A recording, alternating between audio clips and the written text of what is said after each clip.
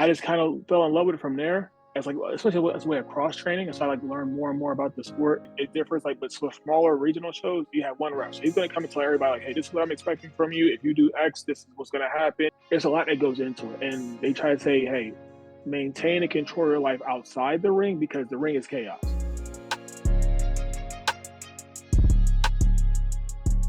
What's up, guys? Welcome back to another episode of Barbells and Bangs.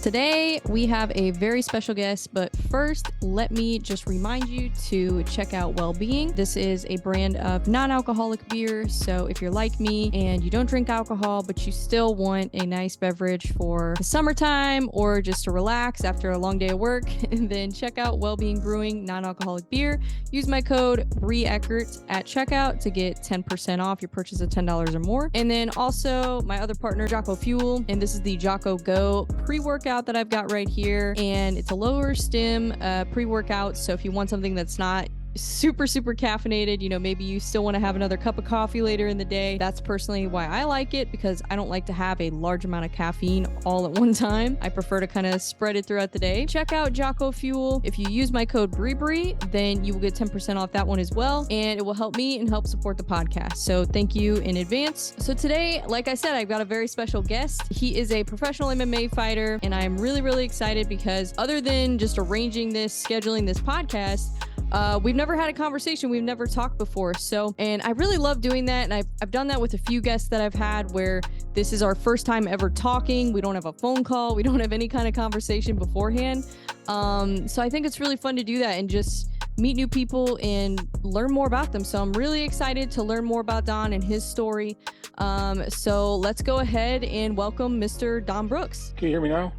Yes. Yes. Okay. All right.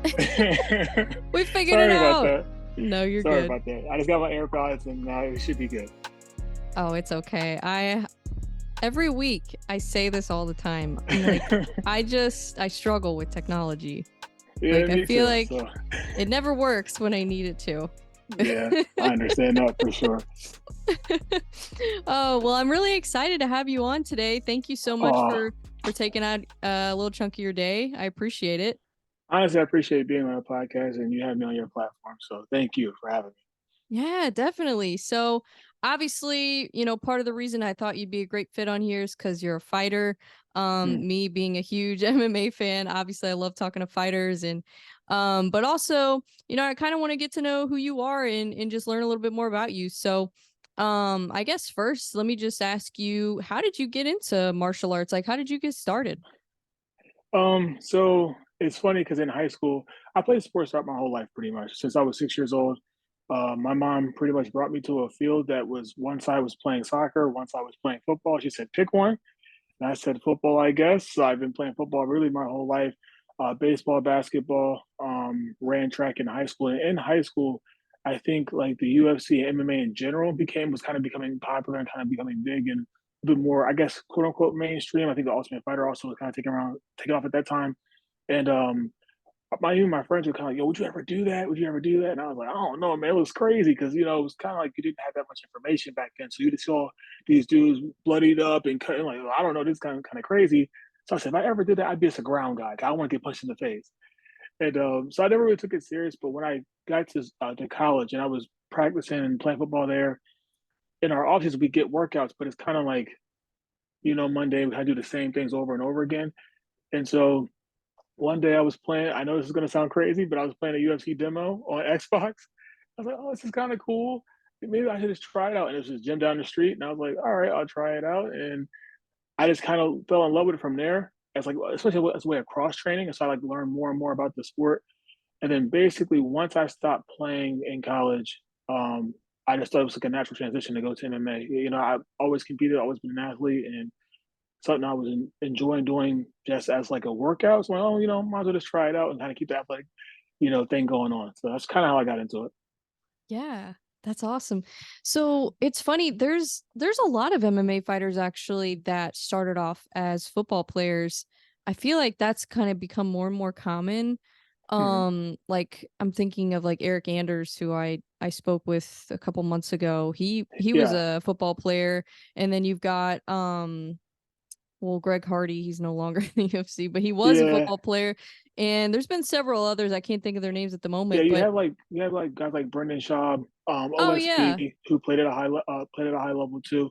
And then so I think there was also on Brendan Schaub's season there was like another guy who played football at a high level too and wound up coming over. Yeah. But yeah, you have a lot of guys that I think it's just a natural transition. Because we had to play with our hands in most positions. Like, because most guys you see are linebackers, tight ends, stuff like that. Like guys that had to be explosive, but also know how to use their hands, understand positioning and stuff like that, and it just translates pretty well. I think, who's the guy who fought at 205? I can't think of his name right now. Who fought John Jones, but he was a safety at Oh, Stony Brook. Reyes. Yes, yes. So he was a safety at Stony Brook. So like, I just think it's a natural transition. You already have the natural explosion and know how to use your hips and stuff, and that's something that honestly helped me. People confuse me as a wrestler. I never wrestled a day in my life, at least until I got to MMA. But it's because you understand how you know your body positioning, how to take people down, how to tackle, essentially, how to control people, how to use your hips and stuff like that. So I think this is a natural transition for us as athletes. Yeah, because that's what I was gonna ask you because you mentioned football, and I was like, I wonder how because it seems like there are a lot of aspects of football that would really help with the transition to MMA and just the sheer competition aspect of it too. You're already an athlete, so that's Yeah, kind of half the battle. You know, staying in shape yeah, and going to the gym, lifting weights, all that stuff is gonna help you in MMA too. yeah. I think so. I think when it comes to football, at least I don't think basketball players would translate too well. I don't think baseball or soccer players would translate too well. We're used to the physicality. That's number one. We're used to pushing ourselves in hard workouts. Like outside of wrestling, I guess wrestling would be like the actual dream kind of scenario to come from.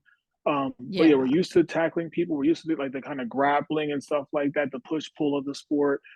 Understanding like little things, like fighting is so many little things. So footwork, positioning, hand placement, also just being cerebral and understanding like what might be going on, what they might be setting you up for, and then you just have the natural gifts of explosion, understanding how to work your body, moving multiple parts at once, and then you have the lifting aspect too. Which in college, I'll tell you right now, in high school I was probably 170 something pounds. In college, I was up to 200 pounds, and now it may not seem like I was huge. I played linebacker myself, but I was much bigger than I was because of our lifting program and stuff like that, and all the workouts we put in, and changing my eating habits and stuff like that too. The hardest part, I will say, for football players is probably cutting weight. That's probably the hardest part, is getting used to that and restricting yourself because most time it's put on weight, put on weight, put on weight. NFL's a little bit different, but college wise, it's just put on size because you're basically a 17, 18-year-old kid going into a new place where you're with a whole bunch of men that are between 19 to like 24, 25, depending on, red shirts and all that stuff like that. So, Yeah, because I guess that also would be a big advantage for coming from wrestling is just you're already used to cutting weight yeah. and you have the athleticism and all that other stuff too. So Mm, then and it's also, you can control where the fight goes if if you've got good enough yeah, wrestling. for So sure. yeah, but it's interesting that you bring that up because it's like, yeah, when you're playing football, you want to be pretty much as big as you possibly can, I would think, Yeah. while being, healthy. But yeah, that's interesting. I've never really thought about that. Um, so so you said obviously you've had to change eating habits with being an athlete. How did you change your nutrition when you started with MMA? Because I imagine going from being 200 pounds, what weight class are you in, by the way? So I fight at 170. So 170, welterweight. okay. Yep. Okay, so yeah, so you're having to lose quite a bit of weight from there. So yeah, what tell me about your nutrition. What are some things that you've kind of picked up along the way that have really helped you and how important is your nutrition with fighting? So first off, to answer your second question, it is very important.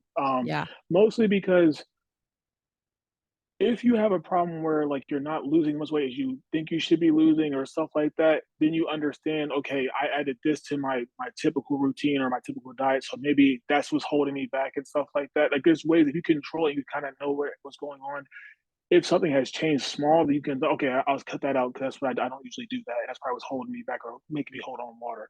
But I just basically used the resources that I had in my college. So I was still in school when I started fighting, which I don't recommend for anybody. It's really hard to do that. But yeah, I just took a nutrition class because I had no idea how to honestly put on weight to begin with, or lose weight or be shredded, all these different things. So I took a nutrition class, actually learned the science behind it a little bit, asked a lot of questions. They make you do like food diaries and stuff like that, and so did that, and then also started doing more research on my own, talking to more fighters, watching fighters vlogs. I pretty much did whatever I could. So I'm a guy that if I'm going to dive into something, I really want to dive in, head first, take on everything. So I remember Jeremy Stevens used to have vlogs. I used to watch all his vlogs just to see like what he would do during fight camps. I would watch all the UFC countdowns and all these different things to see what fighters were doing, and then also reading the stuff, understanding okay, like this is what you should be doing to make sure you're hydrated.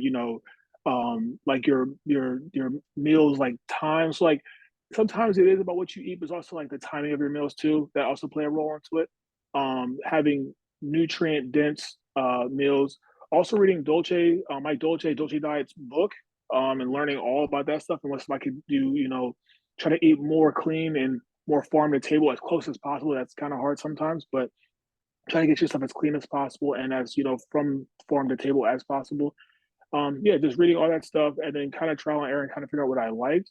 I spent a lot of money on things that I realized I wasn't going to ever use or I was just wasting. And then getting it down to a concise thing where I can pretty much do it without any problems. And then I have my days where I do enjoy myself, but I believe in an 80-20 lifestyle. So in general, I'm going to eat clean about 80% of the time, just 365, and then 20% of the time enjoying myself. After a fight's a little different. We do turn up a little bit and enjoy ourselves food wise. You have those little pregnant cravings, is what we call them as fighters. Things that you don't normally eat. You're like, oh, I want Oreos. Like you don't eat them at all. You have like Yeah. three, like you're like feeling sick to your stomach. But yeah, just educating myself through school, through other fighters, um, like watching a lot of content, reading books from nutritionists. Like I said, like my Dolce. I know that there's other guys that do nutrition too, and just watching their blogs and seeing what they did with their fighters, and then kind of getting that part down, and then learning how to cut weight on top of it. Yeah, definitely. It's so important too because I mean, really, a bad weight cut can really mess up your fight. Oh yes. And have you ever had a bad weight cut? I have. I have. Oh I had man. to cut 20 pounds in a week. So like I said, I typically fight at 170. I fought up at 185, just because maybe it was like a short notice fight or whatever. Sometimes you just work those things out. But I had to get Sure. down to 165 because my coach at the time believed that I should be fighting at 155. I don't know. I like to enjoy myself a little bit. At that point, I'd be pretty much not eating anything. I feel like, but Yeah. so yeah, I was kind of I didn't do things properly. That I'll just say like that. And I was kind of messing around too much. And then it was 185. I was 185. I had to get to 165 in a week. Did it. It really sucked. It really drained Yeah. me. There was times where I did my hot bath and got wrapped up and stuff like that. Did a whole like hour and nothing happened. And I was like, I'm about to quit. But I've never missed weight. So I pushed through it. And I'll say this, you feel good initially when you go in there. But the Yeah. first like real exchange, your first whether it be a grapple exchange, your first like real like punching or striking exchange, then you feel like, oh, and it's not really like your cardio, it's your arms, it's your legs, that don't recover as fast as they usually do. And then also your brain doesn't recover. It takes like technically takes like 72 hours for it to actually get all the fluid you need back. But Yeah. if you have a better weight cut, then you can kind of shorten it a little bit. It's kind of cheating a little bit. But yeah, like you just don't really feel 100%. You don't have your A game. You might not even have your B game, to be honest. And you might only really have a good 3 minutes, maybe a round tops, depending on how hard you work that camp. But typically, Right. if you're struggling to cut weight, you didn't work that hard in camp, or you were just eating whatever you wanted to eat. It's very simple. So tough weight cuts really typically either you're cutting too much weight or you're not doing the right things to get yourself in the right launching point to cut weight. Right. Yeah.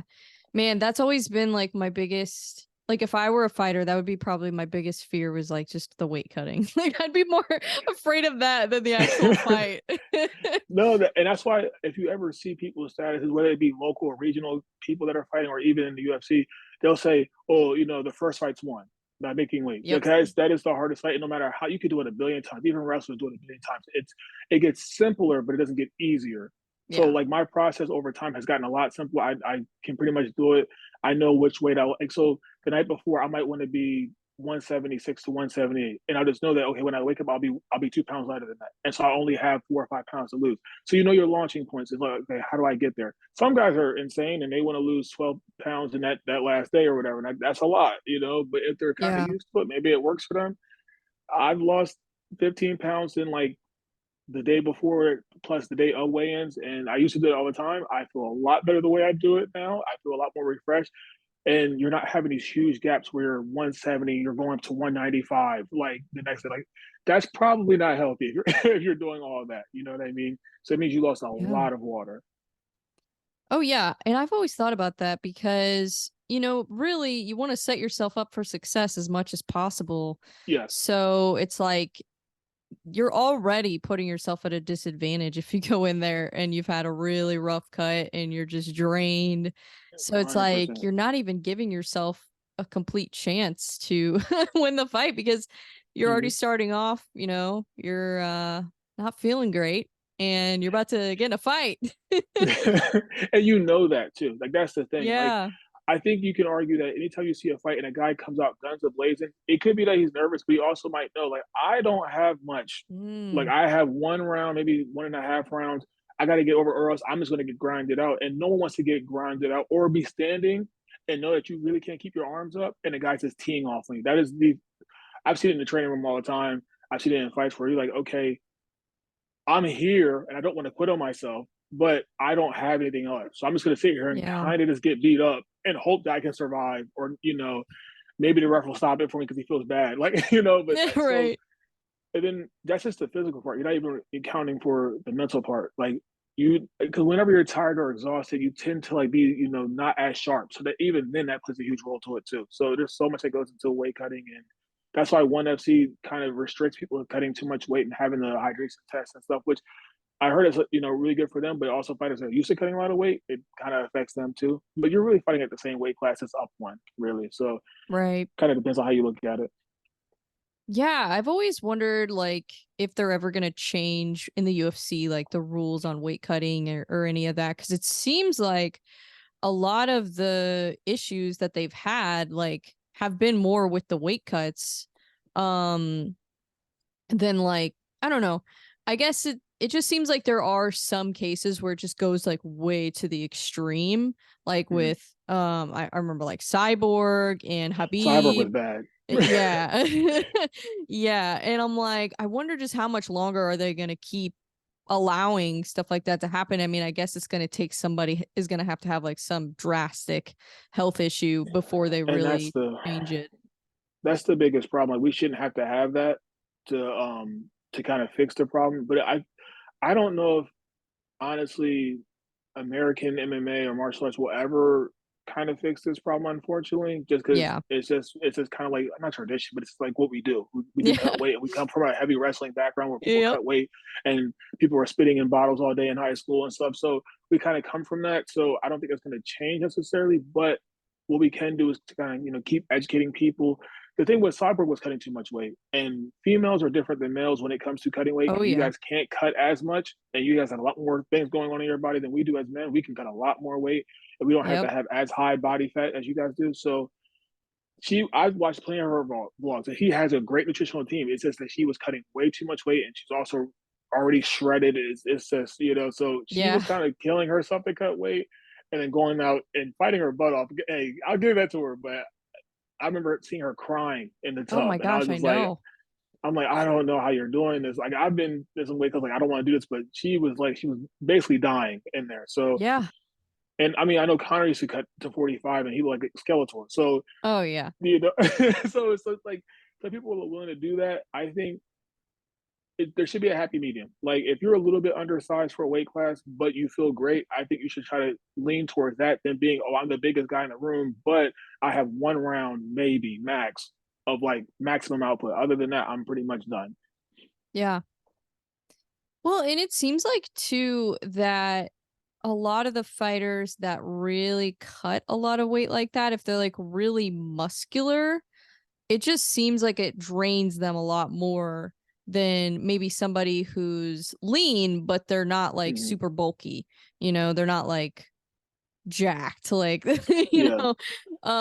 it seems like sometimes being muscular but not too muscular seems to be like the best build for MMA, like for weight cutting at least, just because like you said, like some of those people, like I'm trying to think, there was another fighter that cuts like a ridiculous amount of weight. I might be thinking of Pajeda when he was cutting to middleweight. Yeah, yeah, And he just had, I think he's just got crazy genetics, and it's just like he's just like a freak of nature. They're yeah, like for sure. Francis and like a lot of those other guys, it's like they're literally just a freak of nature. Hmm. But yeah, it just seems like for some of them, not all of them, but for some of them, it does affect their cardio.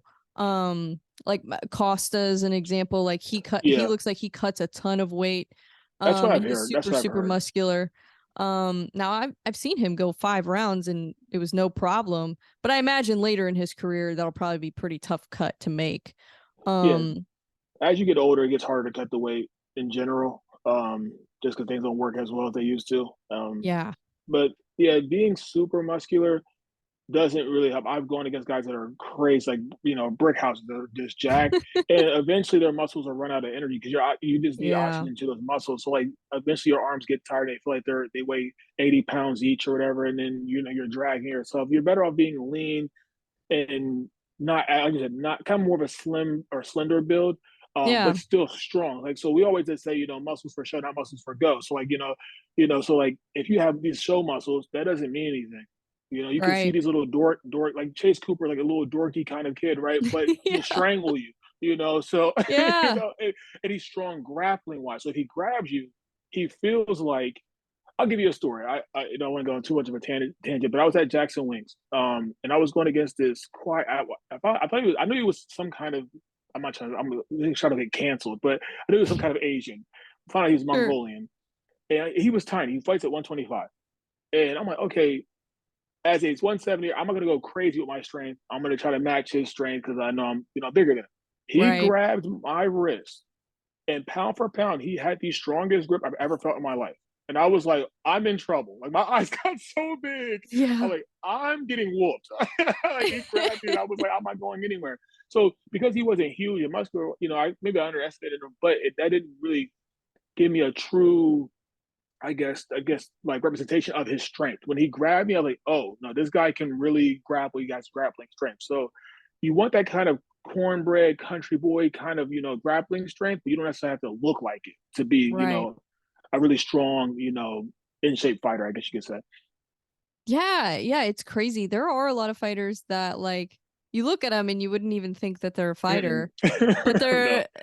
it's crazy. Yeah. And then you got like Derek Lewis who just like, you know, he doesn't look like he really lifts weights that much. No. But then you see him fight and you're like, what the hell? Like it's crazy. Yeah. It's crazy how Derek athletic they are. Derek Lewis is awesome. Oh, I he's so wouldn't suggest funny. many people do what he does. I think he's just a different kind of person. But Yeah. the fact that he goes out there and does his thing, I can respect that, for sure. Oh yeah. I think he said he was like starting to diet though lately. Like his last couple He fights. he says that. I don't know. I know that he was cutting weight to get to 265, and I was like, bro, like, like that's he's like a huge human, and he's able to do jumping kicks and all that stuff like that. I was like, this is insane for a guy who he doesn't really do cardio. He doesn't really diet. Like this guy can go 5 rounds and fight and still win in the late rounds. I'm like, this is really I impressive. know. I know, like when he fought Blades. I think Yeah. that was like the fourth or fifth round. I can't remember which round it was, but it was later in the fight. Mhm. And Blades just like whooped him the whole fight. And then all of a sudden he just flatlines him. I Yep, was yep, like, and they always say power is the last thing to go. So you can be tired, but if you yeah, have legit one shot power, you're always in the fight. yeah, yeah, that's crazy. That's why like even there's been a few fights lately that have been like really, really one-sided, but then it always makes Mhm, me think about like those last minute knockouts. Like when we were watching Emmett versus Topuria, and mhm, then before that I think was Vittori versus Cannonier. And it's like you're yeah, watching it and you're still so excited because you're like, well, what if, you know, he gets too comfortable, gets caught, thinks he's winning Yeah, the fight, that happens all the time. It's crazy. yeah, you saw that with the first, I guess, MMA fight between Izzy and Pereira, I think that's his Yeah. name. Hmm. Because I Izzy was controlling that fight, but at the same time, there was times where he was getting walked to the cage. I'm like, if he allows him to walk him to the cage, he can't move anymore, and he will get caught. And eventually, got caught in that fight. And I was like, yeah, I kind of saw that coming, and he would have won the fight on the cards. So Yeah. that it's just being sharp the whole time, and not having any mental lapses and stuff like that. So even when you're up big, just always being sharp. That's why sometimes people get mad at these guys for not finishing fights, but they're thinking, I have to win this fight. I have to Yeah. win this fight. I have to win this fight. And being a fighter, I understand that. Like Oh, sometimes it's yeah. like, yeah, I can get the finish, but I don't want to give him any shot at beating me. Because if I lose this fight, especially in the UFC, it could be lose, and I'm done. I'm out the UFC. So Yeah. you know, I get it, but yeah, it's just you always got to stay sharp because you don't know, what's coming at you. If they're still in it, if they are still in it, one shot could just change the whole trajectory of the fight, and the next thing you know, you're waking up like, what happened? And that's the Right. worst thing, especially when you're up. That's the worst thing, especially when you're up, multiple rounds. Oh, yeah, because then it's like, oh, all my hard work just went down the drain, and now I'm laying Yep, here. and as a coach or a cornerman, you're just gutted for your fighter because it's just like, dang, like we had it, like you know what I mean. Yeah. All we had to do was just like steal 3 more minutes, we were won. So it's tough. Oh, I can imagine. Yeah, well, and I guess this is another question for you. So, do you want to know, like, when you're in a fight, what your score for that round was? Do you think that's something you would want to know, or do you think it's better to not know? That's a tough one because I know that some states have open scoring and stuff like that. So I Yeah. think I think every fighter would kind of like to know at least where they stand, especially in the last round. 'Cause all right, I got to really turn it on and try to win this fight. And my first MMA fight, pro MMA fight, I lost split decision. And so it would have been nice, I guess, in that situation to know in the third round because I thought it was 1-1. Ah. Um, you know, one judge had me winning, the other two had him winning. I thought I dominated the fight, but it would have been nice to know, so, okay, I got to turn on or whatever, or Yeah. stuff like that. But at the same time, I do think you kind of do know if you are being realistic and your corner is being realistic with Yeah. So at the same time, you kind of like, all right, like maybe, but you never know what they're looking at. You never know what they're judging. They have criteria, but like some judges lean some other ways and some judges lean the other way. If you notice, I don't know how big you are into boxing, but a lot of judges are either former boxing reps or boxing commissions too. So maybe they take more into the striking realm I've and stuff noticed like that. that. Yeah. So it's tough, and it would be. I think, especially in the UFC, I think it would be nice because there's so much controversy with scoring and stuff like that. So at least you would know, okay, like I'm down 2 rounds. Whether I agree with it or not, I'm down 2 rounds. I know that I got to pick it up because there's so many fights that you think you're up 3-1 or whatever. All I got to do is just coast and I'm good, and then you lose. So I Right. think it would be good in general, for everybody to kind of have an idea. But my other point to that would be just like I feel like as long as your coaching staff and you are being honest with yourself, you kind of know if you won or lost that round. Unless they're extremely close. Like there are rounds Yeah. where they're like, all right, like they were pretty much even. And then that's a little bit different. But I think either way it'd be fine. But it would help a lot of bad decisions because then you would know, okay, this judge has me winning, this judge has me losing. You would just kind of know, and it would also maybe have some accountability to the judges because they can just do whatever they want and not get in trouble for it and not get called out for it. And sometimes they make some decisions that are like, what were you watching? So Yeah, especially this year, it seems like there's been a ton of like controversial decisions. And I know that's probably never going to change. Like, I don't think the judging is ever going to be perfect. I think that is no. probably an unrealistic expectation. But I do think having a little bit more transparency and maybe also just letting the fighters know like what the judges are using as their criteria and what, because I feel like sometimes maybe fighters don't know what the judges are looking for, so maybe they think that they're doing what the judges want them to do and then they end up losing the round or losing the fight because the judge was like, oh well, this is what I was looking for. um Yeah, so exactly. probably more I mean, education would be helpful, I think. For sure. I mean, you know what the referee expects from you. He comes out and explicitly tells you. Now, at Yep. different organizations, it differs. Like, but for smaller regional shows, you have one ref. So he's going to come and tell everybody, like, "Hey, this is what I'm expecting from you. If you do X, this is what's going to happen. If you're on the ground, you want to stay there. This and that." So you have an idea, right? Typically, it's effective striking, effective grappling. Like damage. Octagon control, all that stuff like that, right? And it's supposed to be in a pecking order. Right. Um, but then again, you just don't know what people's biases are. You don't know if they lean more to things. Like, prime example, I don't like getting hit, so I'm not going to get hit. And I had someone watch one of my fights and say, "Well, look, you're kind of running away," even though I'm not. I'm just evading getting hit and hitting the guy, not getting touched. I should be dominating the striking then because I'm not getting touched. I'm hitting you, whether I'm knocking you out or not. It doesn't really matter. Your nose is broken, your eyes is messed up. I'm doing damage and I'm not getting hit. Right. Striking isn't just about offense; it's also about defense as well, right? Mhm. The wrestling, I got a couple takedowns. He got a lot more takedowns than I did, but I got up every single time. So what is actually effective grappling? Is it him taking me down only, or is it him taking me down, but then me also getting up? Because I have to grapple my way back up. Right. So there's so many different things. Like, I think, to me personally, oh, I'm grappling to either defend his takedowns, but I'm also standing back up and getting free. So is that not effective grappling too? Am I not doing damage when I'm striking and moving? Did he do any damage to me? There's so many different things. So yeah, you really are unclear, and you might have your opinions, and the judge might have a whole different opinion, and then there's three of them. I've heard even going to like five or seven what they do in glory kickboxing. So then it's like not just three people that are judging your fight; it's five. So you might have more, Yeah. I guess, leeway and more opinions that may sway it your way. Um, and it's kind of asinine to be like, "Don't leave it to the judges," because people are tough. And they want Yep. to win just as bad as you want to win, and you get someone with the kitchen sink, and they're still not quitting on themselves. So it's tough to just say that because no one really wants to be there for 15, 25 minutes. I'm gonna tell you right now, No. you can interview a million fighters. They do not want to be in there for 15, 25 minutes. We get paid no matter what. Basically the same amount no matter what happens. So if I can win in 1 second, I will take that over fighting Oh 15, yeah. 15 minutes any day of the week.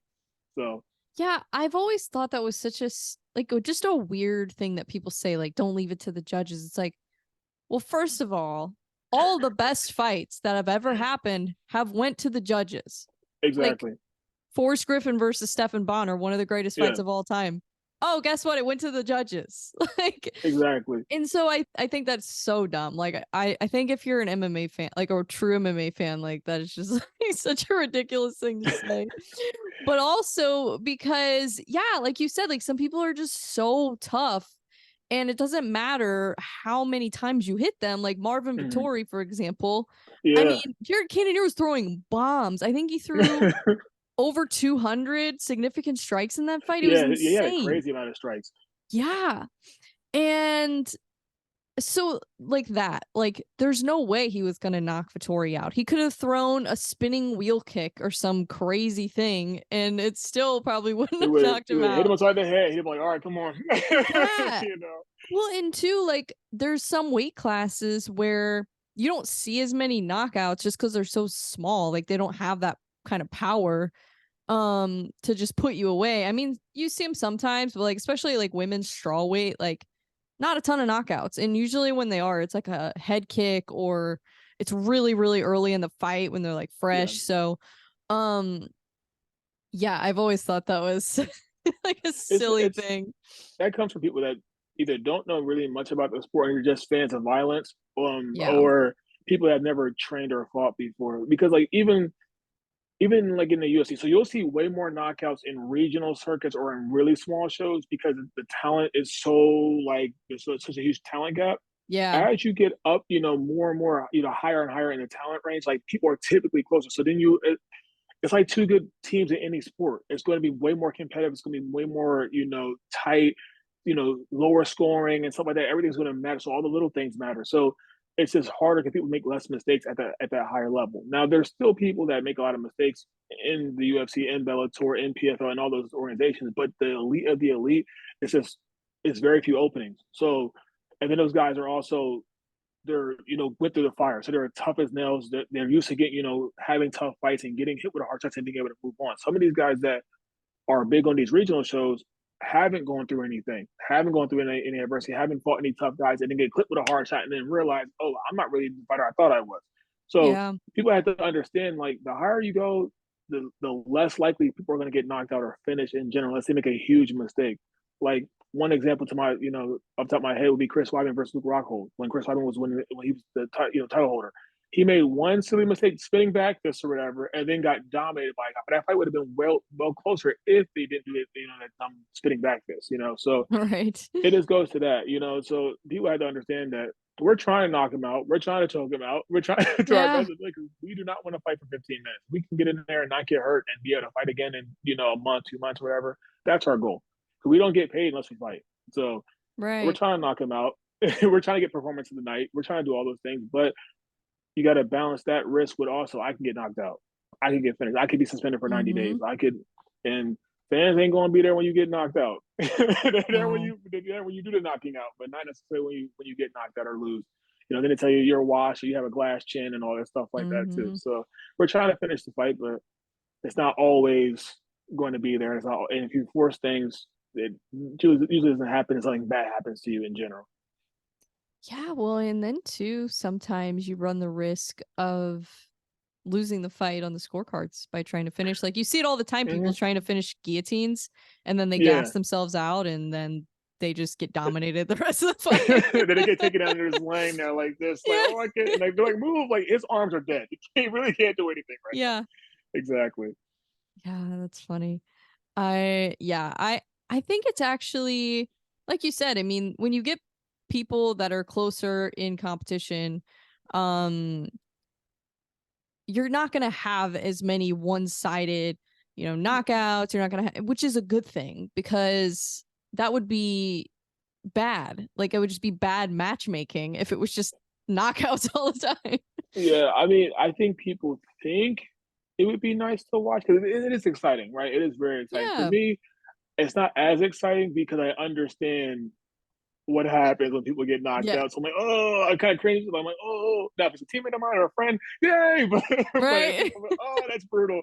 But if every fight ended in a minute or 30 seconds, the show would be over really quickly. It would just lose because no one wants to watch one-sided fights. It's just not entertaining No. at all. It really isn't. To see a back and forth battle, those are far more entertaining for fans, even casual fans, because you get to see people going back and forth and competing. No one wants to, in any sport, no one wants a blowout, unless you're a huge fan of that team. But even still, it's like, okay, I lost interest in this game because the game's not close. There's no real tension or no back and forth. So it is good for the fans to have tension and stuff like that. Like I said, I'll take a one-sided beatdown all the time. I'll do it. If I can get a one-sided beatdown, that's awesome. But at the same time, entertainment-wise, it is better to have people that are closer in skill so that it is back and forth, it is competitive. You have two guys battling, and the little things start to matter a lot more, and that actually elevates the sport. Oh yeah. Well, and I've been thinking about this because I know a bunch of people that used to watch MMA and they don't watch it anymore. Mm. Um and they still talk about like the old fights and all that stuff. And there's all kinds of people. They'll watch like one pay-per-view a year, like they're a Yeah. very casual fan now, but they used to be like really, really into it. Mm. And sometimes I wonder, like, I'm wondering if and because MMA has become so much more technical, I wonder if maybe that's why we've like kind of lost that fan base and then now we kind of have a new wave of fans coming in where it's like younger people that seem to be like really well versed in the sport. Like it seems like a lot of the younger people I know, like the Gen Zs, when I talk to them about MMA, like they actually really know a lot of the technical stuff about it. And but I'm just wondering, like, if that is kind of like the new wave of fans, and then if like the old fans are like still, watching all the old like Matt Hughes fights and watching the Pride fights and all that kind of stuff. I'm just wondering if, yeah, just it becoming more technical is maybe why they've kind of like fallen off because maybe they just watch it and they don't quite understand some of the exchanges or they don't understand because it's sometimes when it gets to such a high level, people don't understand exactly all that goes Yeah. into it. I don't know. I don't know what your thoughts are on that, but that's So something I've observed. I think we still have a long way to go when it comes to educating our fan base. And I'm Yeah. glad you brought this up because I always think about this. And I have worked with Coach Barry Robinson, who's very big on how other sports and how other sportscasters and media in general talk about sports. So if you ever watch a football game, baseball game, basketball game, a lot of times you hear them talking about footwork. You hear them talking about just like really small things, where their eyes are, how they position for certain things, and the communication, all that stuff like that, and just the drilling aspect and drilling things in. And I do think that there is a contingent of people that really do love the little things and the small things of MMA. But in general, I still think we live in a world where it's just for entertainment purposes only. So people just want to see the big knockouts, you know the big slams, all that stuff like that, but don't understand the technical side. And so really, as fighters, I won't call myself a coach, even though I have coached, but coaches, media personalities, bloggers, any podcasters, anything, we should always try to educate people on the little things, because we want a smarter and more educated fan base so that we can enjoy the little things, and the things that matter in the sport. Like, yes, everybody's big and strong. Everybody hits hard. I'm gonna tell you right now, everybody hits hard, and everybody has, or if you get to a certain level, you have solid wrestling, you have solid jiu-jitsu and stuff like that. But now let's talk about why they are successful in certain things. It's beautiful to understand why a knockout happened in round one, even though it happened in round three. It's awesome to see these little things. It's awesome to see, like, one of the greatest things I noticed with Izzy when he fought Paulo Costa is his honestly, the way he came out, he was so focused, and his stance and how he was locked in from the minute the bell rang. He already had a very physical, very firm stance to let him know that you're not going to bully me. That may seem like it goes over a lot of people's heads, but that is a very important thing. Now Paulo Costa knows that he can't just bum rush this guy, and every time he came in, he was met with either space or some kind of missile. I'll break this down real quickly. I believe every fighter has a bubble, right? And then once you enter that bubble, that's how you know they're in your firing range. So either you back up to stay at that, out of firing range, or you meet them with something, right? Because anybody who understands fighting, they're going to walk through you if you don't give them anything to respect. So either you create space because you're not ready to work exactly, or you meet them with something, right? So right when you come into, if you come into the United States, you're not supposed to be here, you're getting shot at something. There's going to be a warning shot, and that's kind of how you look at it. But understanding how he escapes properly, understanding how he disengages, how he feints to maybe create time and space to think. A lot of people don't think you think in fighting. You definitely think in fighting. Certain things are a reaction and stuff like that, and muscle memory and stuff, but you also have to think to kind of see what region you're getting, how they're moving, how they're reacting to certain things. If they like, or if they check kicks, or if you hit him with a calf, he didn't like that. Okay, let me set it up again. If he's biting on certain things, there's all these different regions you have to see, but you have to give yourself time to see those things. So understanding how defense works, where people's eyes are, how they're positioning, how they set up strikes, that is the beauty of the sport. Most people think the sport is barbaric. Most people think, that aren't really into the sport. Like, oh, we just beat people up. The beautiful part of it, and I think this is why you love the sport so much, is there's so many little things that go into it that build this fighter. So, and everybody has a little sauce to it. Everybody has a little sauce to it. Everybody knows the basics, but everybody has a little sauce and flavor to it. And that's what makes it beautiful. So I think that there are fans that are starting to understand that, and more people are training this sport because it's not as taboo as it used to be, right? You have kids that are honestly lifelong martial artists that are actually, but that 17-year-old kid, that Mexican kid, he's been a long-term martial artist his whole life. So he's trained so much, so he understands the sport a lot more. His family understands the sport a lot more. So now you have people that are understanding. Now we just need to educate them the right way, so that when we are talking about the sport, they understand it's not just punching, kick, punch. It's not that. It's not to grab somebody and throw them on the ground. It's I'm grabbing someone, I'm bringing them down this way. I'm controlling this arm so he can't pose. Like, all those things are so awesome about the sport, and that's what makes the sport great, to me at least. And then when you see the next generation picking up these little things, that's what makes our sport last long. That's what makes our sport, have that longevity, and to transcend just the fighting community. It goes to what Ronda did, what Connor did. When you get in people that don't even know anything about fighting becoming fans because of this person, hopefully we can do that with a lot of fighters. We have guys that transcend because they're just such great technicians. Yeah, definitely. Well, and I think that's you're right. That's a lot of why I really love MMA. And I think that's why, because there's a lot of people that and whatever gets people to watch MMA, whatever gets people into the sport, I'm like, whatever, I'm all for it. But there are some people where it's like they only watch the main event, and or they only watch the last 3 fights on the card or whatever. And when I watch fights, unless I have something going on, I will watch from the early prelims all the way till the end, because there's something in every single fight. Mm. I mean, don't get me wrong, there's definitely been like some boring fights where it kind of just looks like not even like a sparring match. It looks like what is going on here?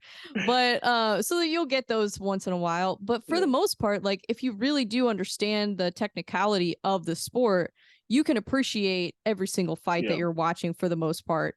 And I think that a lot of fans would appreciate the fighters more and would appreciate the sport more in general if they would just kind of take a little bit of time to educate themselves on, what all goes into it and how, like you said, like sometimes it's not just a lucky one punch knockout. Like there's things that they're doing to lead into that yeah. that people kind of miss.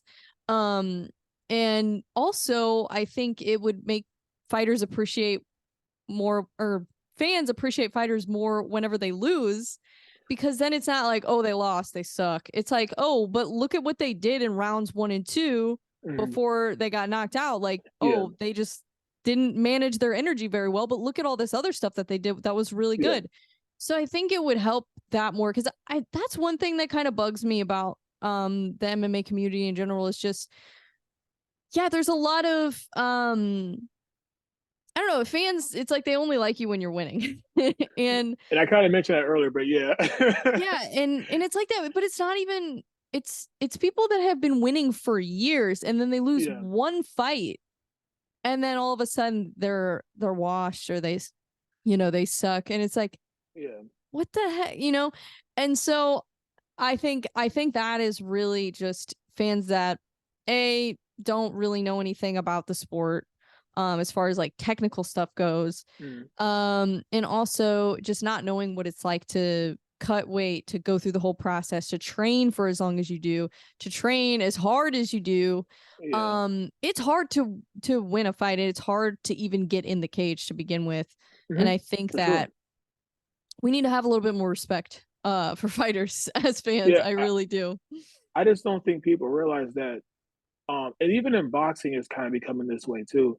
Because typically boxing, it would be like, "Okay, I'm just chilling until I have a fight, then I have 3, 4 months to get ready for a fight." But now boxers are becoming more like, we don't have an off season, we just train, most of the time, throughout the year.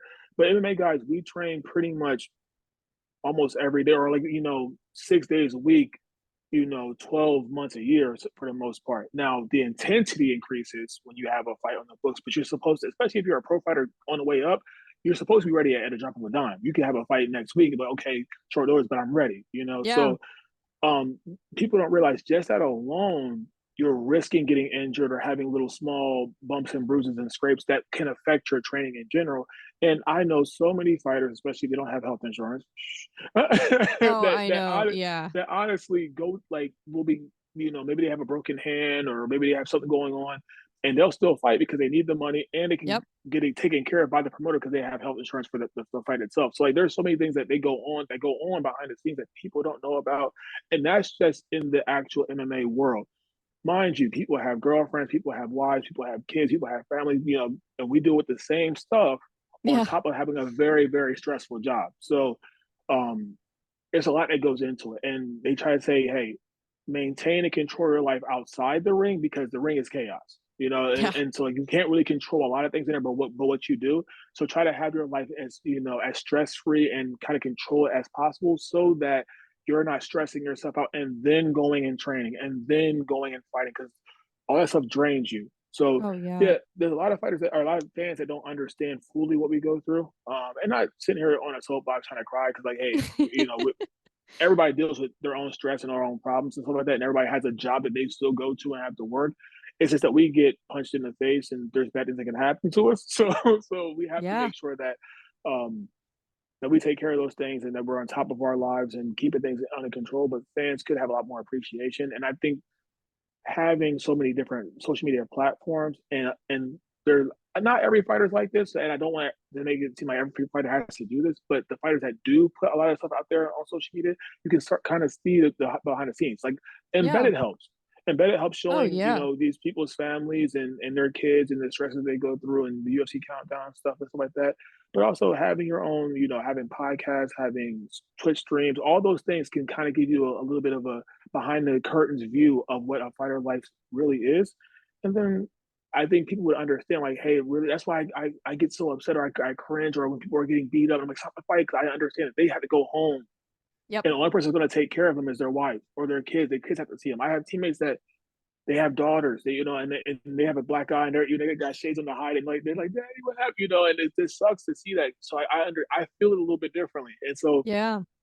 so it's tough when you see people, oh, this guy's watched, oh, this guy sucks, or they get slandered in their comments, and it's like, dang, bro, like you don't know what he goes through. You don't know that he lost, a significant, person in his life, or you don't understand any of those things. And so to sit there and just play armchair quarterback and say, oh, he could do this and that. Like you don't know what you're talking about. And you also don't know where his mind was. And Right. it's tough to make that walk in general. Oh But my when you have gosh, I other stuff know. going on and maybe you didn't have the best weight cut, it's just so many things that go into it. Maybe you broke your hand and you already knew you broke your hand. Maybe you got a leg injury, like there's so many things that go into it. And so I think you are, 100% right on that like there should be more of appreciation for MMA guys. I think we're superheroes, and I guess in some aspects we are, but but we are not. We're not made out of steel. So we definitely break and bruise and all that stuff like that. Oh yeah. A little bit more, I guess, empathy. I guess in some aspects would be appreciated for sure. I think so too. And that's kind of like what I've been wanting to do with just everything that I'm doing is, you know, yeah, do I want to have fighters on to like announce their fights and to talk about, what they're doing? Yeah, but I don't really want to have like, you know, it just be like a whole trash talk where I'm trying to get them to trash talk, like that's not what I want to do at all. Yeah. And like, so what I want to do is like, I want to get to know fighters for like who they are. And I want to help educate people on what goes into it because, yeah, I think it's really, really important and just kind of humanize fighters a little bit more. Um, I think would be great because, you know, it's not the same as like you're watching your favorite football team or you're watching your favorite basketball team. Like it's not quite the same because No. you know how people talk trash about all those athletes too. Oh well, I definitely do, but I mean in the sense, like, whenever I say, "Oh, that guy's a bum," I mean in the sense, okay, like NFL talent, he's like the worst. That's where I'm coming from. I've never said, "Oh, he's actually trash. I can beat him." Like I know I'm not better than him at all. Right. But some people will be on the couch, not even doing anything, and be like, Oh "Oh, he yeah. sucks." I'm like, "All right, bro." Like, Right. But I so think with fighting it's different because it's not a game, like no, not at it is all, not not a at all. game. It is not to be played with. So it's like when you're talking trash about an athlete, like, okay, that's still kind of silly, still kind of goofy, but it's Mhm. not like, it's whatever. They get paid millions of dollars, so it's like Yeah. whatever. They have their literally dream job. Mhm. But when people do it with fighters, it just makes me cringe so much because I'm like, oh my God, like, It's kind of crazy dude. that people talk trash because honestly, if you're just fighting, you're probably broke or poorer than most people talking about you. To be Yeah. honest, like you're not making Yeah. much money until you even in the UFC, it's typically 10 and 10 when you on your first contract. So you have to Right. just to show up, you get 10 grand, but then to win, you get 10. So really, half your money is dependent on you winning, and then they don't take taxes out. So Right. you might just get a $20,000 check, but you got to think, okay, maybe I had to save 30% for taxes later on down the line. Yeah. You know, I mean, shout out to my man Mike. What's that dude's name with the tax lawyers? Oh, I can't think of his name right now. Mike Perry. Mike Perry. He forgot that Oh he had yeah. to pay taxes and he owed back taxes. You know what I mean? So because he was an educated on the situation, I actually taught myself that. I talked to other fighters, but and like I know a people, lot of fighters that, they've had that issue too. yeah, Yeah, and you have to have side hustles. You have to have an actual day job. I know the Pantoja, he was driving Uber and stuff like that. yeah, I've always had a day job. I know Brandon Royval, I actually know him personally. I train out in Factory X. I know he was working. I know some guys that they would have a little weekend gig at a restaurant. People doing the bird scooter things, picking them things up and charging them. Like fighters always have different hustles. Maybe they do personals, maybe they are coach on the side and stuff. Most of these yeah, guys have day jobs. So you're talking about guys who are honest workers. I'm sorry, guys and girls, honest workers working their tails off on top of training 2 or 3 times a day, strict, pretty strict diet, trying to get their recovery in, all that stuff like that. And that's if they're just single. That's Yeah. recounting if they have a girlfriend or a husband or a wife, whatever, kids, if their family's big in their life. It's a lot. And I've been Yeah. blessed enough to not have so many distractions, but and I don't mean that in a bad way, but just having a lot more other things going on. But it's just rough, and no one knows really the day in the life besides the fighters. That's why it's tough to see. I don't really cheer to see people get knocked out because I understand that they just lost half of their money. And then if they got knocked out bad, they're suspended for 90 days, so they can't fight. If they Right. work a day job, they might not even be able to work the next week. Or it's just so many things that go into it. Mm-hmm. I feel for them. I understand that they sacrifice so much, and some people lose relationships because they're fighters because they got to move Oh or they got to yeah. train, and and they don't get the like. For me personally, I'll speak for myself personally, right? I'm originally from Delaware. Mm-hmm. Originally from the East Coast. I got family pretty much in the tri-state area in the DMV, Delaware, or DC, Maryland, Virginia, Delaware, PA, Jersey kind of area. I've missed countless birthdays. I missed countless births. I missed countless, graduations. I missed countless gatherings, family, reunion. I missed so many different things, all because I'm training or I have a fight or whatever. I barely go home. I'll be going home a little bit more recently because I have a niece now and I'm trying to be in her life and everything. But you just miss so much. Can't go home for a holiday because you might fight around the corner. It's a lot, you know what I mean? And there's so many fighters that are displaced that move. There's Jackson Links, they have dorms. They have dorms at other places too. So like people are even from different countries are missing countless amount of times. And again, they could just be single. I really feel bad for the people that have kids, young kids Oh that my they don't gosh, get I to see. know. And that's just, and then the coaches too, they sacrifice time for their family. So I get it and I understand it. What you're doing is amazing, I think. But it's tough. It's a tough grind. And sometimes you wake up like, why am I doing this? Why am I getting Yeah. up? Like for me personally, getting up, maybe I have to get up at 4 in the morning because I work at 6, but I gotta get a run in. Cause I'm not gonna feel like running after 10-hour shift, what I mean? And I also get Yeah. my striking or whatever it is. And it's just so much that goes into it. They think that we all just don't work jobs and we get to work out for them. I wish it was that easy. I Yeah, I really do wish it know. was that easy. Yeah, I mean Some most fighters until they get to at least like Bellator, UFC, if they're getting like a legit contracts, mm, they're still working a full-time job most of the time. I don't think people realize that. Like even a lot of UFC fighters have full-time jobs. yeah, and depending on your situation, you could be living in a very, very, very humble apartment or very, Yeah. you know what I mean? Like, or like have like 3 roommates or something like that. Like you'll see sometimes in Ultimate Fighter, some of these guys will be like, "Oh yeah, I have a roommate. We share a studio," and it's like, right? But they understand, hey, our goal is this. It won't be, the end all be all. This is only temporary. You know what I mean? And you make sacrifices. Like me personally, I slept in the closet in the gym. But like, hey, I Yeah. don't really, I got to figure it out. But I'm training to try to figure it out, and I make money and I save money this way, and I help clean and I help coach and all these things like that, and that helps me kind of live because I don't, fighters realize we don't need much. We just need, well, but basically what kind of helps us train and keep us going.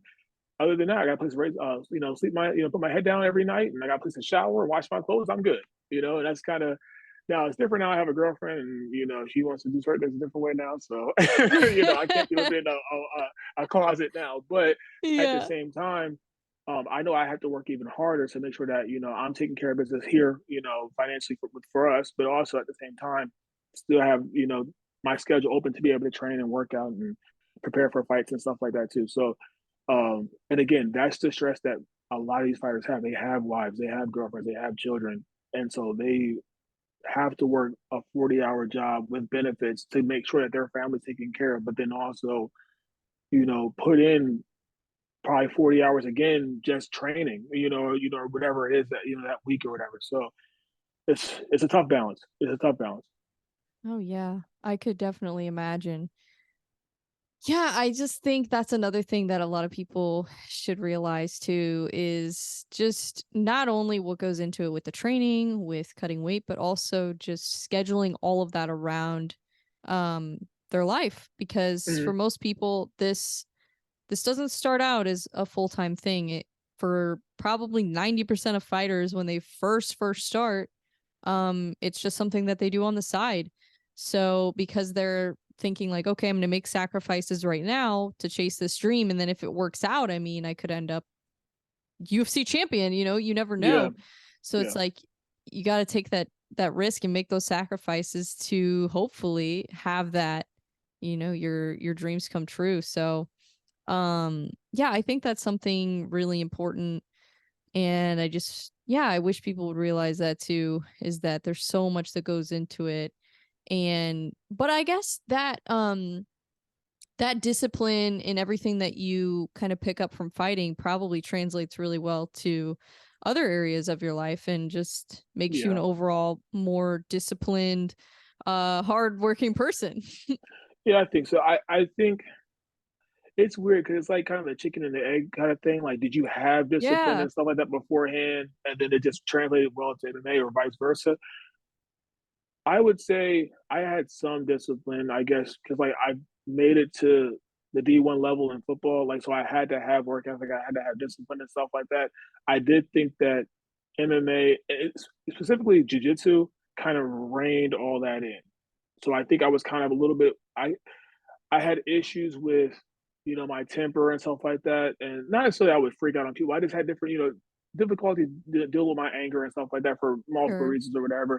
And having the father figures that I had at the Shore Academy in Jersey, and having everybody pretty much be way older than me in there. Some guys fought back when it was like in the primitive days, you know what I mean, and having all Yeah. these very experienced, 40+ year olds, a whole bunch of guys that are on the police force that maybe I didn't have the best relationship with the police, but them shouting a different light to me, just being able to just mentor me and kind of just like big brother me or kind of be like uncles or whatever to me, and be able to kind of just like, hey, if one door closes, another one will, and that's kind of like the mindset of jujitsu. But then in life, you take that and like, oh, like you know what, you're right. I don't always have to be bullheaded and run through this door no matter what.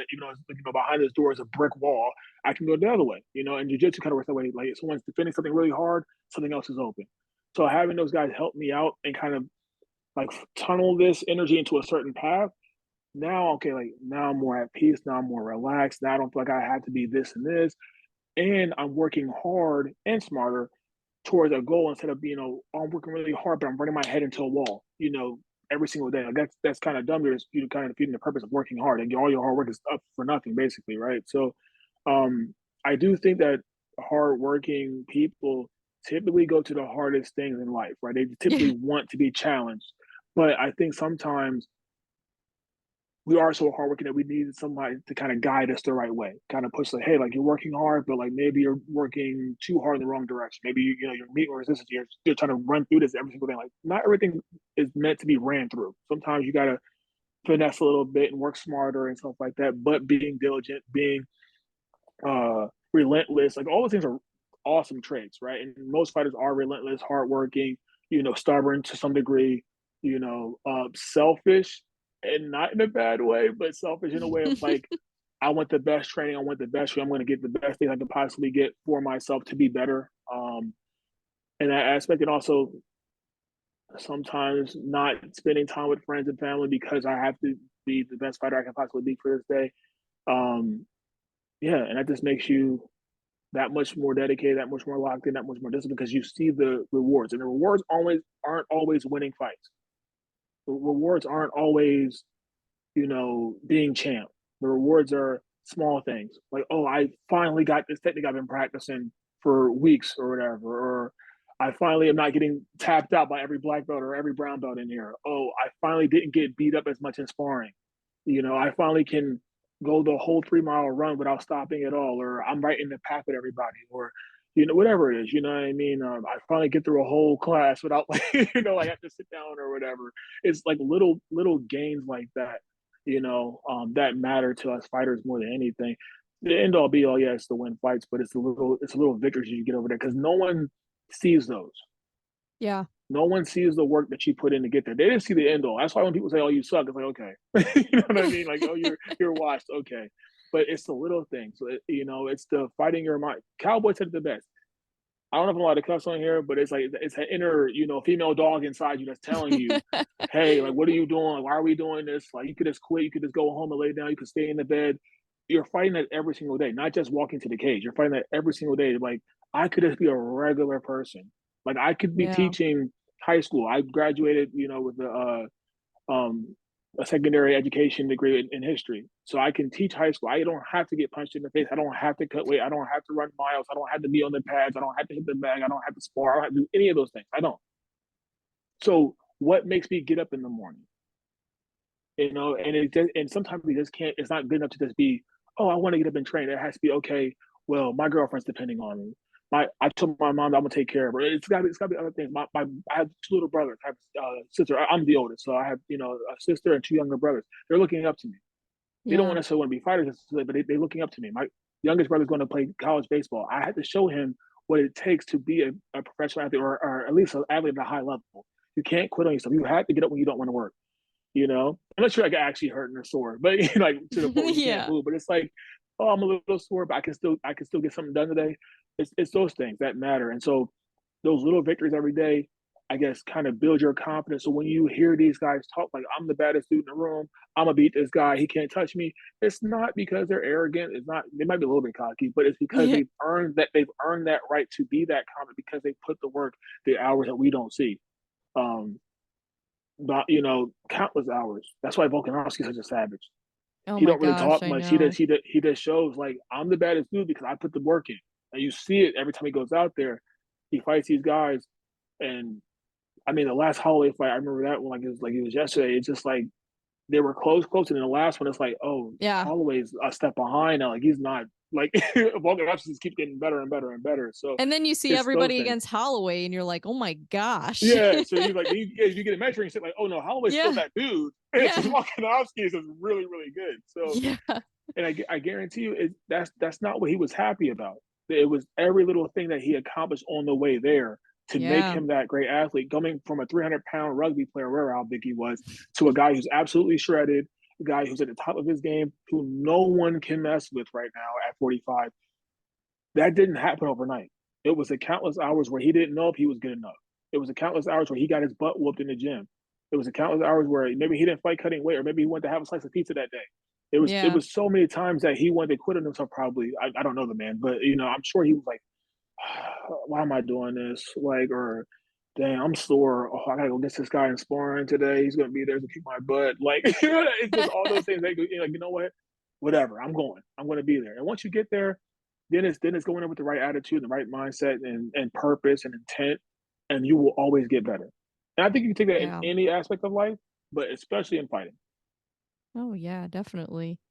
Do you think okay, here's another question. Do you think it's better to be humble or do you think it's better to be a trash talker in MMA? I, that's a great question. I think it's better to be yourself. Hey, I that's know a good answer. that's a kind of a cop out answer, but I'm gonna explain why. Um, if you talk trash and that's naturally who you are, I think it's awesome. It works for Floyd. It works for where Connor when actually Connor was training and actually dedicated to his craft. No Yeah. offense, but I think I think it's kind of more of a clown now. Yeah. He was amazing when he first came up. But then you have these guys that are just talking trash just to like make themselves more. Even Chael, even though Chael was kind of a troll, Chael like that was his personality though. Like Yeah. yes, like I'm He gonna talk still trash does because it. yeah, because I'm trying to get people to come see me fight so I can make more money. Whereas like Yes. Colby changed his whole personality to become that so that he could Right. become more entertaining. And it's like that's not really you. And you can tell. So when it's Yep. authentic and you're talking trash and you're keeping it MMA, you're keeping it fighting. I don't do the whole talk about people's families and I don't do that. Yeah. That's why I agree with KB. You want to talk about my friends and my family, my religion, then I'm gonna really have to hurt you. Like, Yep. most fighters don't want to hurt each other like seriously. You start saying something about their family, you might have some other problems. But if you're humble, or I wouldn't even say humble, if you're just like a person that's just like, hey, I'm gonna go out here and do my job, and that's just how I am. You don't really talk that much or talk trash. I think that's totally fine too. If that's who you are. Right. Now, some people would say that some people are fake for the cameras and stuff like that. Listen, I know DC said it. DC said it one time about John Jones. And I know for a fact, I've met John Jones and I've like sat around him and talked with him and his team and stuff like that. He's not really a humble person by definition, how people would say. Now, is he a Yeah. God fearing man and all that stuff like that? For sure. But that guy Hmm. is a savage. That guy, Yeah. that guy's an absolute savage, and he thinks he's the baddest man on the planet, and there's nothing wrong with that. But because he wanted to portray a certain image of himself, but every once in a while, sometimes that savagery, that kind of I'm the man, that kind of they're very arrogant, cocky. It would seep out sometimes. That's Yeah. truly who he is. So that's another kind of a really good example of that. Like he wants to be humble and respectful and stuff like that. And I get it. You don't want to come off as kind of like a prick or nothing like that or some arrogant punk or whatever. But it's like you truly believe you're the man, and there's nothing wrong with that if you put in the work. I've seen him train. That guy works his tail off, and he gets the Yeah. best guys in the world to train with him. I was there during the second Gustafson fight, and he brought some Russian boxer in who was elite that was whooping his tail in boxing the first few weeks. Then he started to kind of get better at boxing. That's why he was able to dominate Gustafson standing. And then when he chose to take him to the ground, he just took him to the ground and destroyed him. But he gets the best guys in there, so he puts the work in. So he has no Yep. reason to be like, oh, I guess I'll have a chance. No, be cocky, be arrogant. Let him know I'll put the work in. I'm Yeah. the baddest dude on the planet. Because at the end of the day, you're the one who's going to have to cash that check. So if that's who you believe you are, you the best, tell them. But now you Yeah. better go out there and prove it. You better go out there and prove it. But at the same time, now for me personally, I don't really believe in talking trash Hmm. because, well, at least publicly. I'll give it a Yeah. step, at least publicly, because I I'm come kind from of a with you on that because I feel like I'd probably jinx myself if I like. I'd be afraid if I like talk a bunch of trash and then it gets to the fight and then I'm like, oh man, all these people think I'm gonna win. I better win and psych so that's myself that out.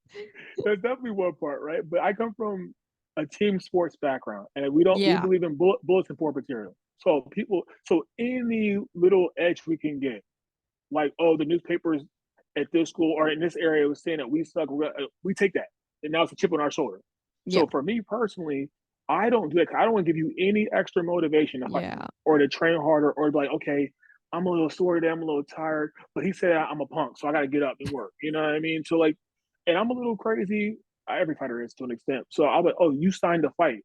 That's automatically disrespect. You don't think you can? You don't think I can win? You think you can just easily walk through me? Even though that's not true at all. Right. Like it might not be true at all. I was like, okay, I think it's disrespect. You know, oh, he thinks he's working harder than me. He thinks he's better than me. Okay, I got to run. I make little things up to push myself. So I don't want to give anyone free Yeah. material to put in their head and be like, okay, I'm going to train even harder now because I don't like this guy or, he's talking all this mess. That's just me personally. The whole jinxing thing, like, yeah, that's definitely a thing too. But now behind closed doors in the training room, I'm the baddest in there for a round. He don't got nothing for me. I'm a whoop it. Like, yeah, to my Right. team, to my coaches, but out Hmm. publicly, that's why I can never be on no embedded or no countdowns. I'm talking trash, I'm talking trash behind the scenes. And they'll hear about, oh, he is fucking trash. Like, dang it, they got me. So, That's funny. Well, but I'm I think it gonna. is Oh no, go ahead.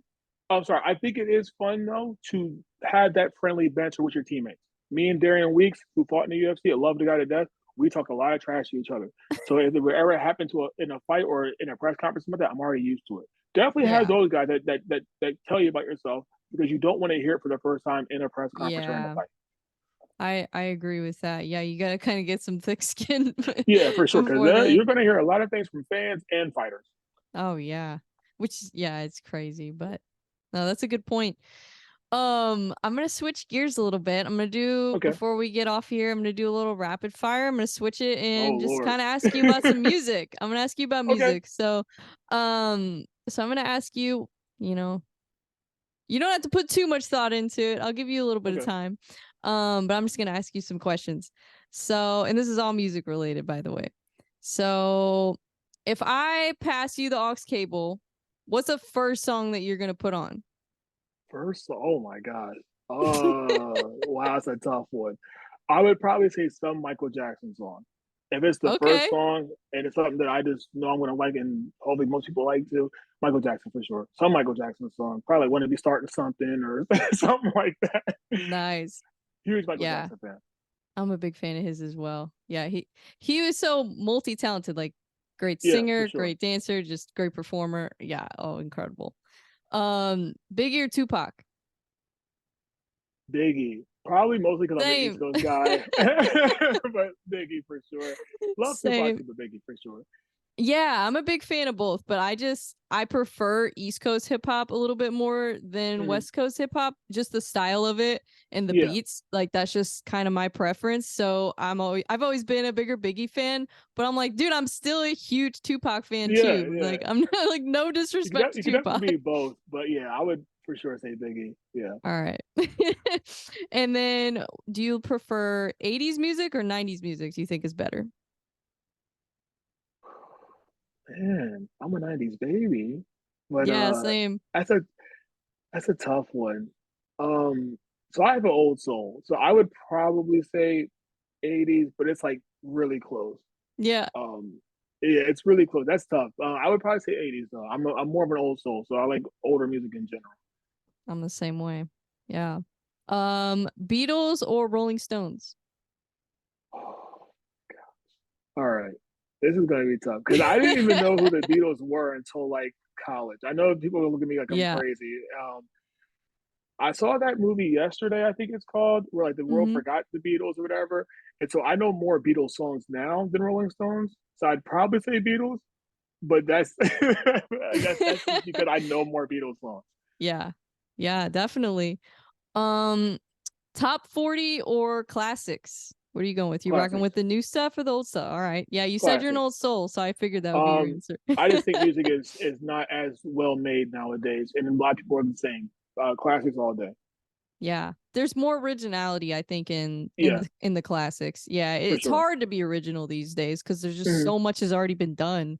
So it's like, Yeah, yeah, what can you do to possibly be different? I mean, yeah, it's gonna get to a point where they're gonna have to like start changing copyright laws, I think, yeah, because for sure. it's just gonna be hard not to recycle old stuff Yeah, and and people they're are kind of already actually doing gonna that now. want it. Yeah. Yeah, yeah. That's funny. Do you have like a guilty pleasure artist song that you rock with it all day, but if one of your Oh buddies my found out, you'd god. probably be like, Oh my gosh. Honestly, I don't know if it's just one song. I don't even necessarily I would call them guilty pleasures. So I will make sure I make this as quick as possible. I train to a lot slower music, so a lot more really? like slow jams, a lot more like love songs, a lot more like R&B style music, and like upbeat. Like I love the divas from the '70s and '80s, like Donna Summer and all stuff like that. So I listen to a lot of stuff in general. So I get Yeah. clowned a lot on those kind of things, or like my coach would just laugh and shake his head because he knows who I am, but. I'll be warming up for a fight and listening to having Donna Summer or Mary J. Blige play or like all these different people and like they look at me like I'm crazy, but it puts me in a good mood. So I would just say typically my training or warm up fight list like is probably a whole bunch of guilty pleasures in one. Um, but yeah, I don't know. I just like I just love music that makes me feel good. That's what it kind of slows me Yeah. down. It kind of calms me down. Because you're already going to be super intense anyway. So yeah, a lot of love songs. I'm trying to think. I don't know. Like I remember I had Mariah Carey Fantasy playing, and so like that could be a guilty pleasure. Even though I love the song, I don't care what anybody says. You know what I Oh mean? yeah. So Do yeah, you I'm just listen to music like when you're getting ready for like the day before a fight or the day of the fight? Like, do you listen to music to kind of help you like relax? So if we're talking the day of the fight, I will go. I'll tell you the whole day quickly. I go. It typically has to be Cracker Barrel breakfast. So I love Cracker Okay. Barrel. I'll go there. If not, it has to be pancakes. I'm gonna eat pancakes.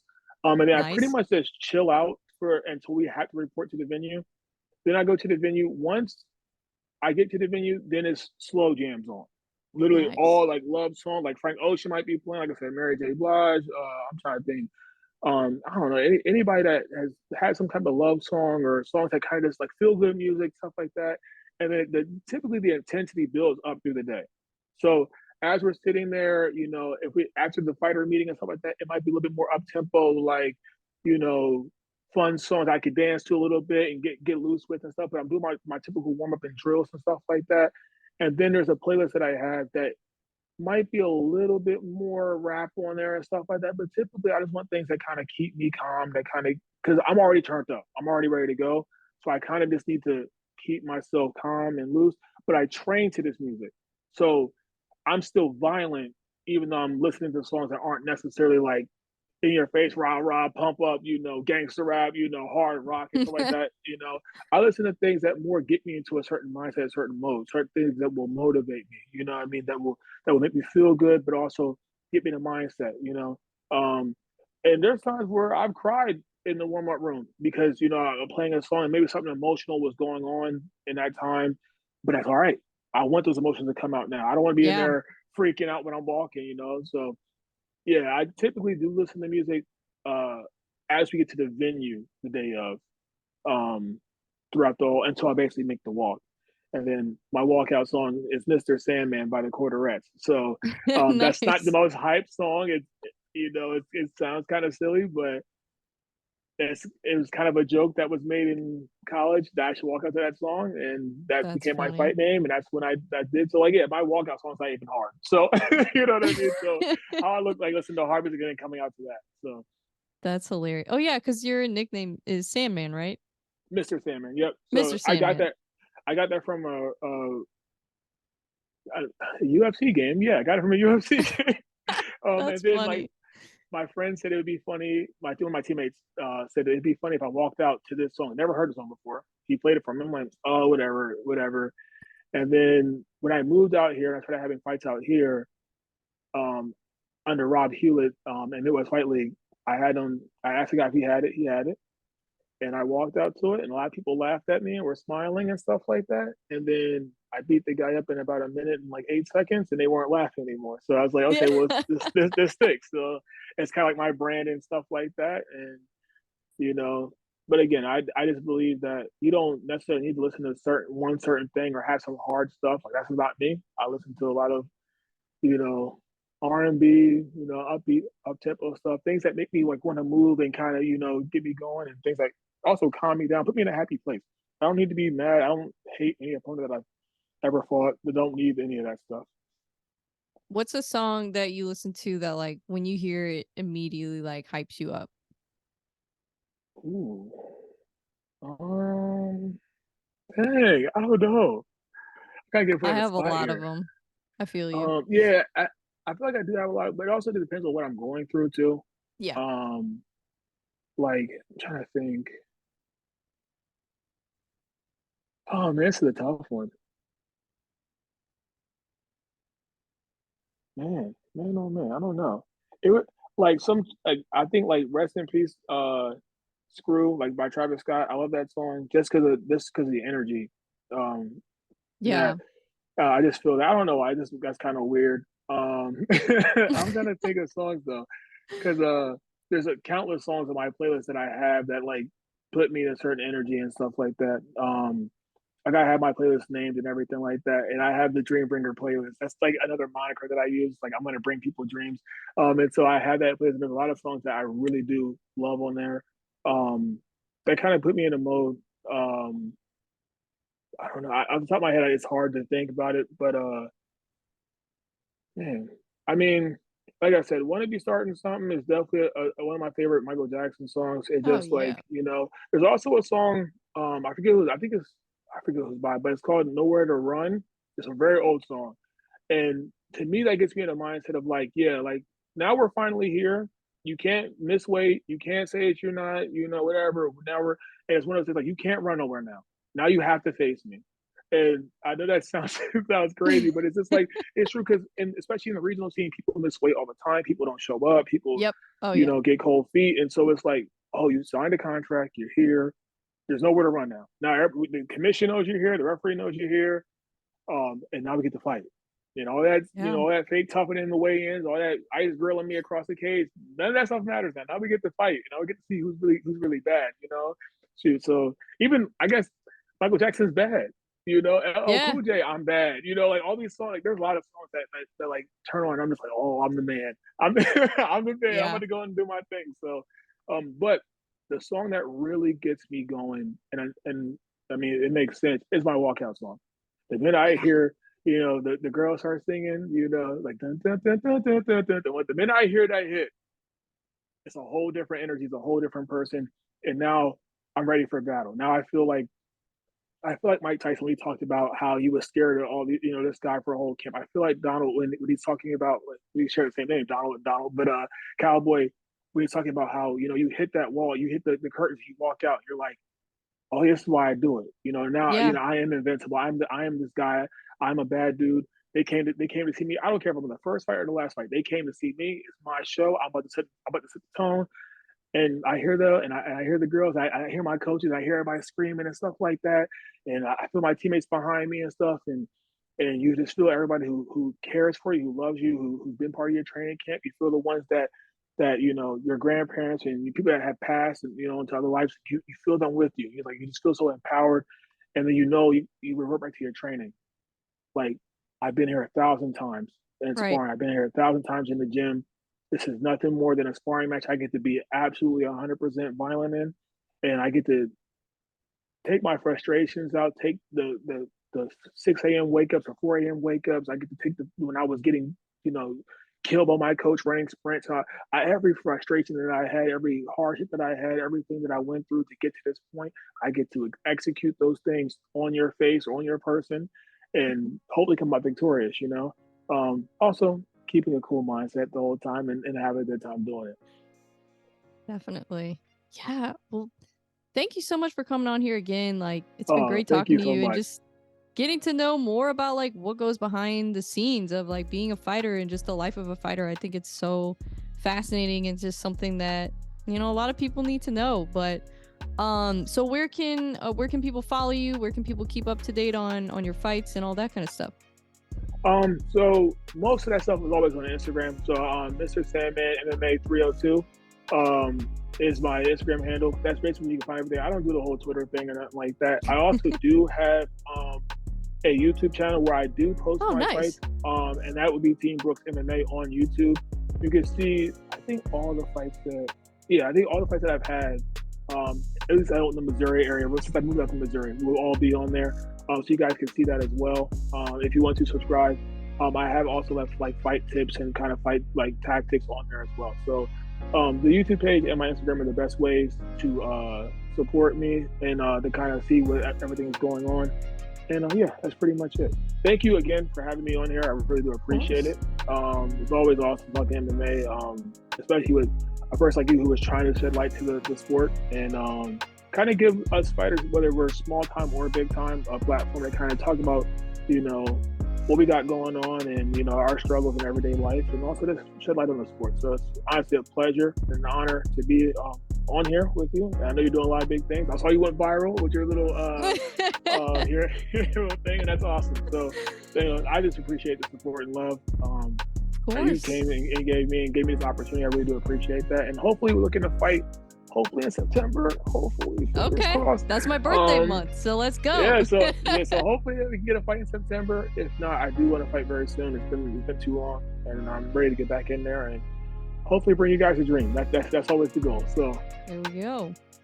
Awesome. Well, yeah, thank you so much. This has been a great conversation. I'm super excited to see your next fight and see kind of where you go with things. So, thank you. yeah, absolutely. Well, you have a great rest of your day and have a great week, and I will talk to you Thank you. soon. The same. Thank you. Much love. Appreciate you.